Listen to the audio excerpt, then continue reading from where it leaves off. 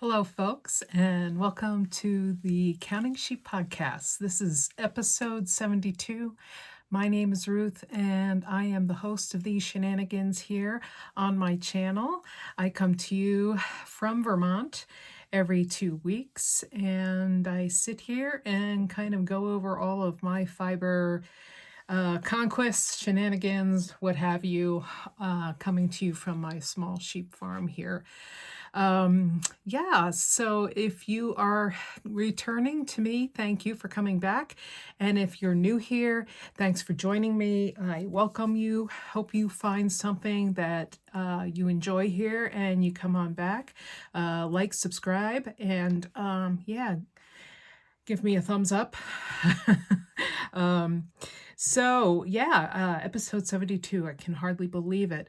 And the weather here is just a glorious sunshine day, beautiful blue skies. Last week it was a bit oppressive here. We've had some humid weather, which we don't, I shouldn't say collectively we, although I think a lot of Vermonters would agree with me that we don't really enjoy humid weather. I don't hail from this particular state. I hail from New Jersey, where historically we've always had humid weather during the summer, and I have never been used to humid weather, so so I have never been a fan. But thankfully the weather broke over the weekend, and been enjoying the nice drier weather. So the garden is totally in. I'm happy to report. And so I've had a little bit more time for fiber exploits. First off, where you can find me. I lost my little piece of paper. Oh, here it is. I am Rabbit Lady on Ravelry. I am Counting Sheep at Sunrise Hill on Instagram and Threads. Although lately I haven't been on there all too much. And I am Counting Sheep on Facebook. Shoot me a message if you really want to get a hold of me. My email for the podcast is sunrisehillfarm@andcrafts@gmail.com. So that's the socials.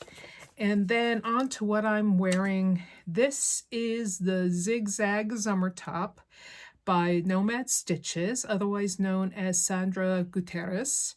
And she has, if you know, she has the plyful.com website. And this is a summer top, obviously. It's a short sleeve, and it uses filet crochet in the bottom here, and it's in a zigzag, so therefore that is where the name comes from. And it's all the way around. And I did mine in Elspeth Lavold's Hempathy. And that consists of 41% cotton, 34% hemp, and 25% rayon viscose. So a nice summery yarn. And it is a DK weight, believe it or not. So it's got a nice drape to it. I wouldn't want to wear this probably in the weather we were having last week, because it would probably just stick to me like glue. But on a day like today, where there's a nice breeze and there's very little humidity in the air, it feels very nice on my body. So so that's the Zigzag Summer Top by Nomad Stitches. I am going to jump right in here. Usually I start off with crochet, move into knitting, and then I have just a little mention of spinning, just a continuation of what I've been doing. Hopefully my voice will hold out. Last time it was really getting a little dicey. Anyway, exciting news. In crochet, I have 2 finished objects. If you've been with me for a while, you will love to see the tail end of this one. I have finished my little mashup no-name Tunisian shawl. And I say no name because this isn't any particular pattern. It's like a mashup between 2 patterns by Lana Fedotova. This are this is so these are little Tunisian crochet motifs that I did, and I used all sorts of different minis for the middle. And then surrounding the minis, I used Studio Donegal Darny, which is a fingering weight. And this is 100% lamb's wool, I believe. Yep. And the shade is 8801. And I am finished. I got all the ends darned in last night, but this has not hit the blocking board yet. So, yeah, I believe this is probably going to look a heck of a lot better once I stretch it out a little bit and add some water. So I'm going to back up here so you can get kind of the full effect of what this looks like. So yeah, this is, I am really pretty proud of this. It's a stunner for sure. I had this at the library last night when I was volunteering, and I had it laid out because I was finishing up the last row, and one of our regular patrons came by and he said, that is absolutely stunning. And so I had to, oh, it just brought tears to my eyes. When people appreciate what you do, you know. So yeah, this is kind of the tail end of over here. This is my last row that I did over here. And once I had that, you know, once I had that slip up over here, it was pretty smooth sailing. I kind of got the gist of the whole connecting thing, you know, because once you make a mistake like that, you kind of realize what you've done, and you don't do it again.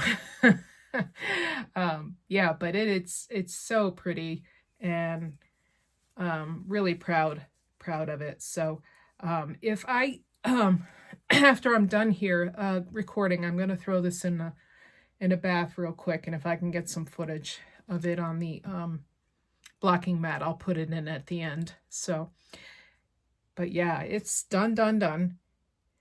I have mentioned before both of the patterns that I used for this, but just in case you've missed it in the past, I used motif layouts from this one pattern that Lena Fedotova has, and I believe she just calls it Tunisian motifs, or yeah, I think that's all she calls this. Yeah, Tunisian motif pattern. I used this layout here. Of course, you can go bigger with the bigger shawl. She calls this the shawl layout. This is the shawlette. The one above it is called the stole, and then the one above that one is just a scarf. The one I did had 89 motifs in it. So that was quite a, yeah, quite a commitment, I was come to find out. So, so yeah, Tunisian motifs is the one that has the layout to it, and then Tunisian flowers was the one that actually had the construction of the motif. I did not use this particular layout for the shawl, so it was kind of a mashup. I bought both patterns. They were dirt cheap because she was trying to, I think she is going over a revamp of all her patterns right now. She's trying to kind of consolidate and also make everything look kind of uniform. And so she was, these are two patterns I think she wasn't going to do that with, so she kind of discounted them or something like that. So anyway, worth the money, well worth the money, because I would not have known how to do this kind of a motif with the Tunisian without her guidance. And I would not have known how to join these in the, you know, the way she does it. So yeah, this was well worth all the time that I put into it, because I've never done something like this before, and this is something that is just a beautiful accent piece.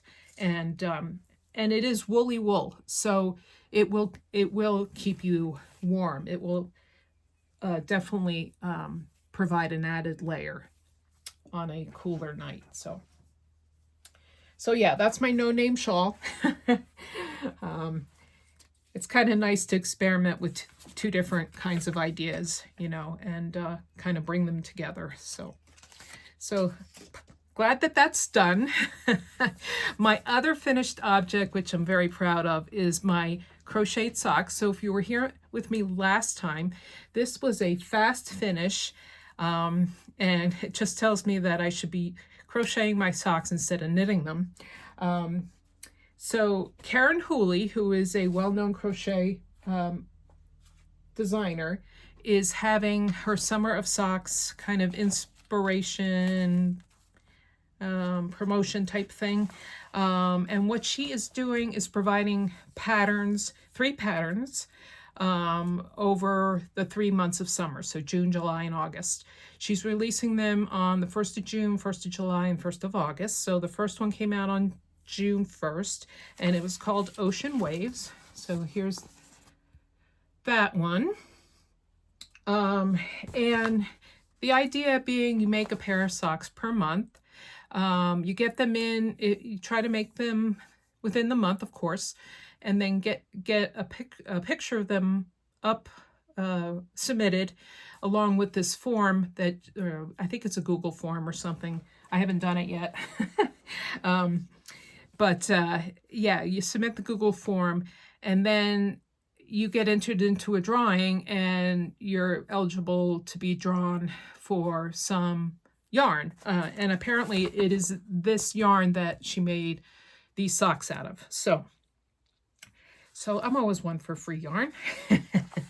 And I like Karen Hooley, and she has 2 sock books out. This one is actually her latest one, called Socks the Crochet Way.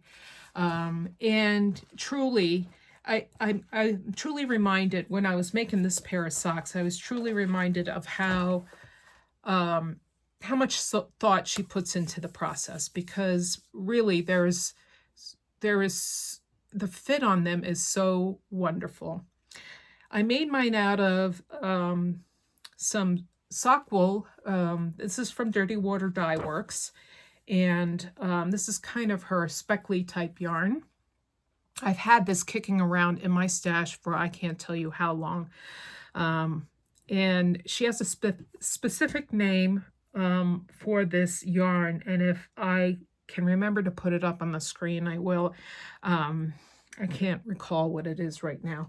And then I also use this Knit Picks. This is just real basic white sock yarn from Knit Picks for the wave. And then this was just a mini out of my stash for the waves.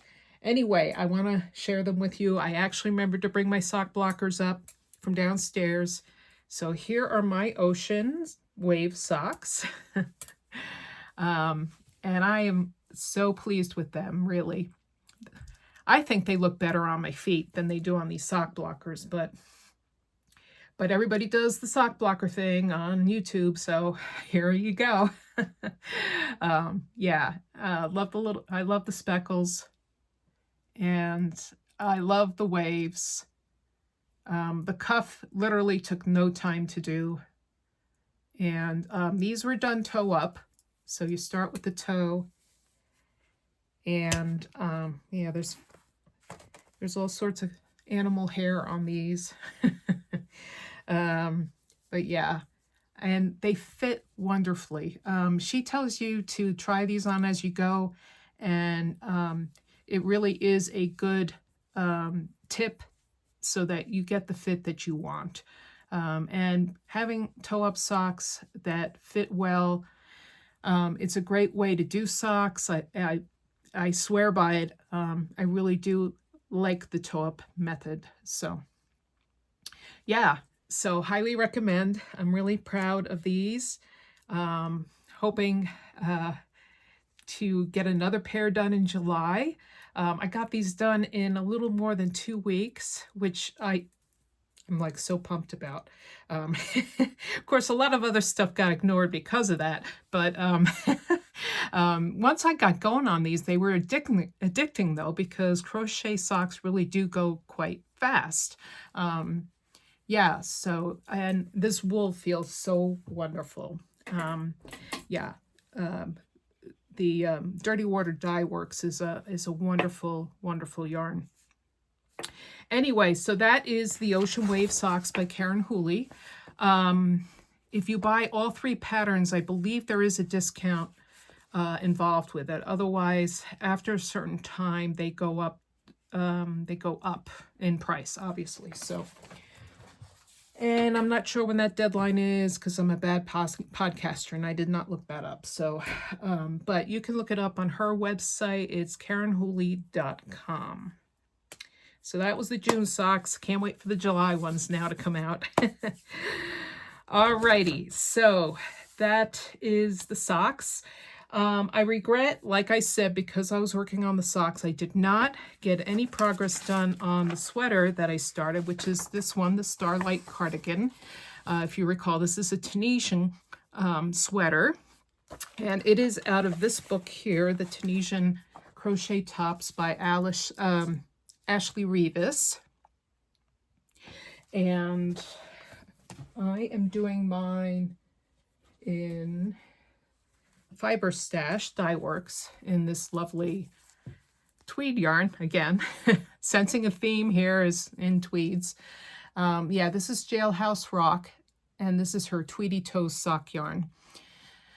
Yeah, so it's 85 merino and 15% nylon nips in that. So so now that I've got some of the crochet kind of moved along, I can concentrate more on this lovely sweater, because as you know, I love my Tunisian. All right, so moving on to knitting. I did get some progress done on my little kerchief here. If you recall, I'm working on this Kate Davies design, and this one's a lot of fun as well.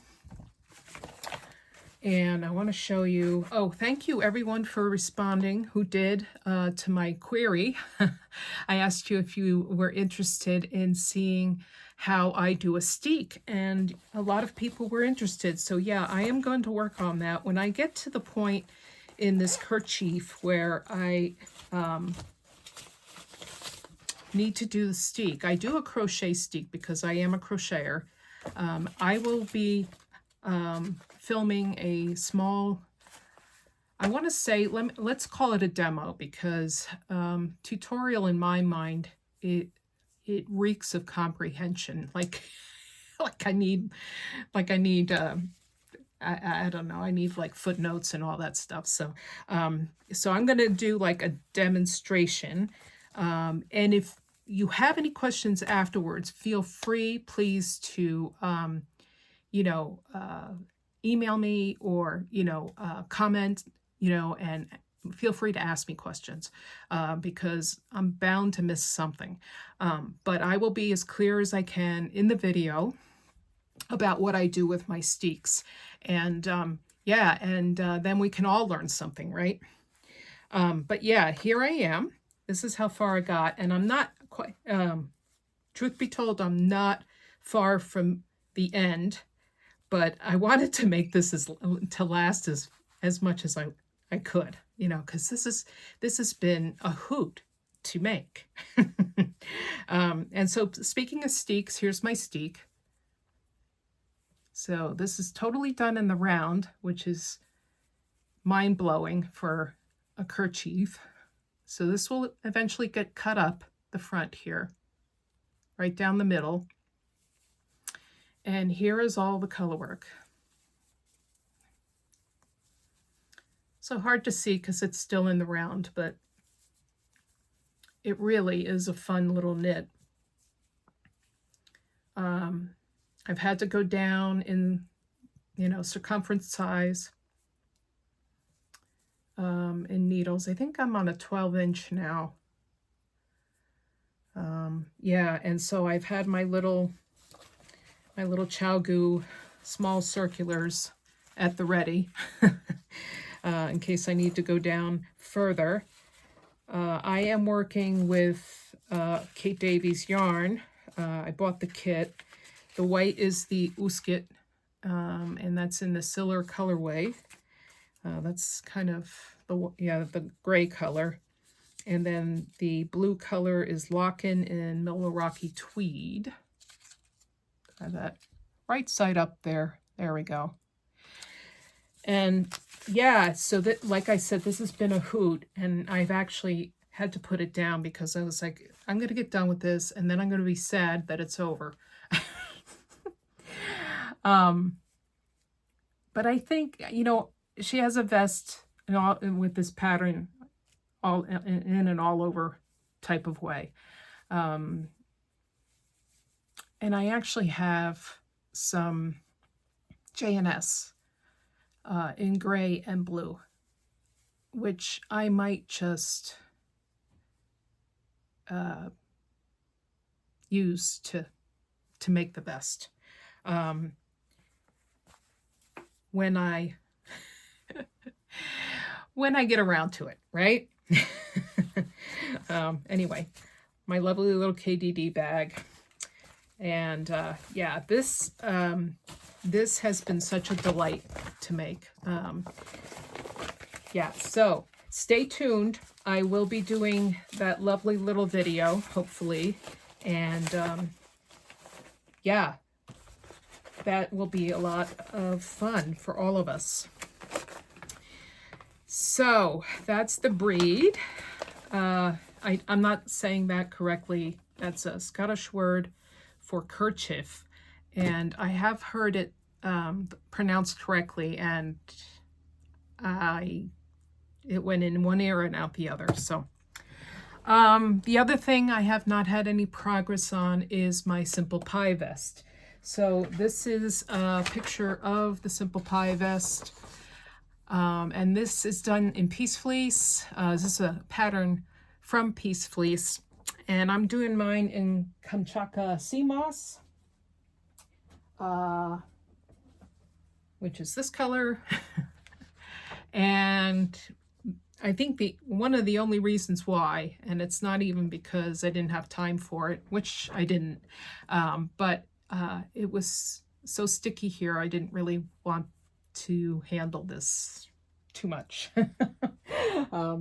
There's something about humidity and woolly wool that, thick woolly wool, that doesn't mix for some reason. So we don't have air conditioning. We actually have a room air conditioner, which we haven't slugged out of the basement yet. So yeah, it's a two-person job. So, but yeah, yeah, that kind of wool and humidity doesn't mix. So so I've kind of put that one by the wayside, but it is a very simple knit, as I've said before, and I highly recommend it for a first vest for a beginner knitter, for sure. And yeah, I can't wait to get back to knitting it, because it's all kind of stockinette, stockinette, stockinette, you know, and it's a good breather from other more complicated things. So all right, so that is it for knitting right now. In spinning, I keep plugging away at my BFL. If you recall, I am actually spinning for a purpose with this one. I enjoy this, going through this book so much, the Tunisian crochet tops. I do have another one in mind. And so I want to spin my BFL. This is our dearly departed Mala. She left us over the winter. And she is going to be her fleece. This is from 2024.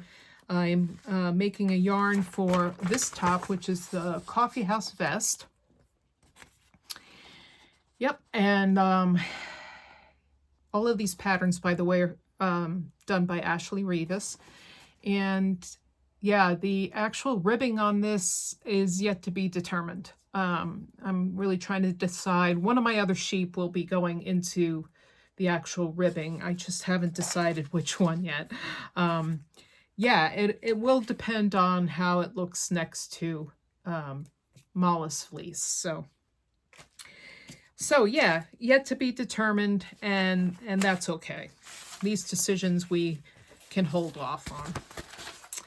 All right, I think that is going to do it for me today. A little short one today, but all is well. And I hope your summer is chugging along good. I hope you're getting some projects done, getting some crafting time in. As always, keep safe, keep crafting, and I will tune in with you in another 2 weeks. And we'll see you then. Bye-bye now.